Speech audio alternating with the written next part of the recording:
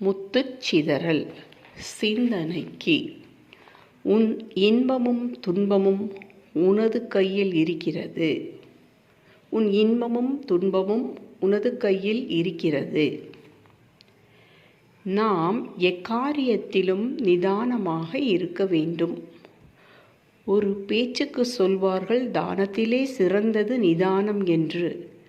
நாம் எதையும் சிந்தித்து நிதானமாக செயல்பட வேண்டும். நாம் மகிழ்ச்சியாக இருப்பதும் துக்கத்திலே மூழ்குவதற்கும் சில நேரங்களில் நாமே காரணமாக இருப்போம்.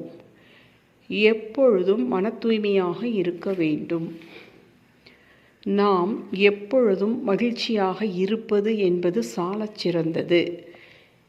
எத்தனையோ நேரங்களில் நன்கு ஊன்றி பார்த்தால் நமக்கு நேரிடும் துன்பத்திற்கு நாமே காரணமாக இருப்போம். தேவையற்ற காரியங்களில் நமக்கே தெரியாமல் நாம் இடம் கொடுத்து விடுகிறோம். ஆசையே துன்பத்துக்கு காரணமாகும்.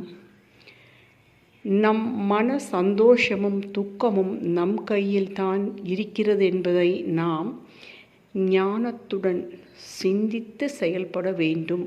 நன்றி. Please subscribe, like and share. Thank you.